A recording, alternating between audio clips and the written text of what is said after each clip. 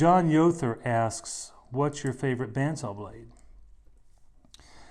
We have 3 bandsaws in the shop, and when I started out, I had a 14-inch, actually I started out with a 14-inch Central Machinery bandsaw from Harbor Freight, which was probably has found its place in the recycling bin by now, but I upgraded to a Delta 14-inch and started experimenting with different blades then, and really got to like the wood slicers.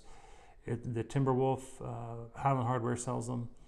It's a really good blade for resawing with a saw that size. In fact, I don't know if there's a better blade for saws of that size and power. And the reason I'd say size and power, larger saws that run with more horsepower at higher speeds, you won't get the benefit from that blade. I've found I don't get a benefit until I go up to a carbide. My 30-inch bandsaw performs beautifully with a Resaw King.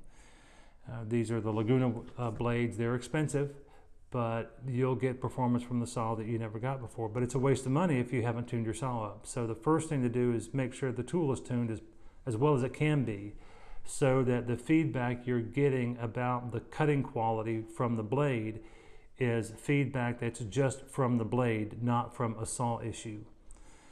But with the 30-inch, I find that a Resaw King is the best resawing blade for that.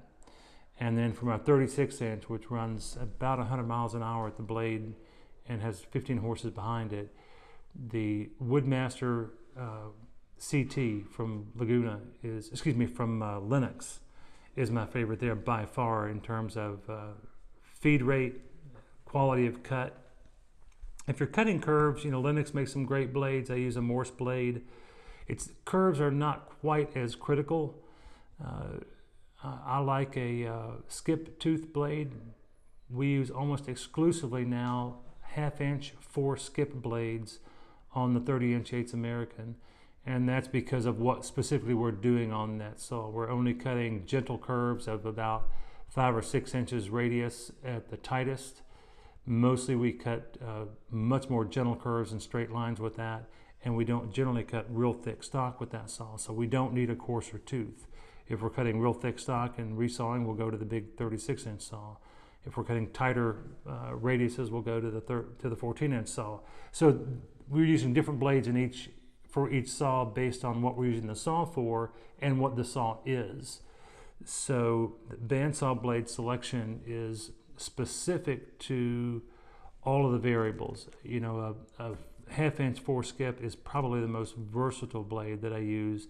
And it's quite possible with a well-tuned saw to get a glue joint quality cut from that. I have cut tenons on my saw with that, and it's possible to get tolerances of 1/1000th of an inch and surfaces that need no further refinement before being glued.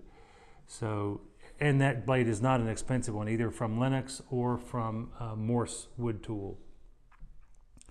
So we've experimented with a whole lot of blades, and the most important thing is not the blade, but everything else about the saw. With a well-tuned saw, guides that are tuned up well, you'll get the best performance from whatever blade is on there, and that's going to be your key.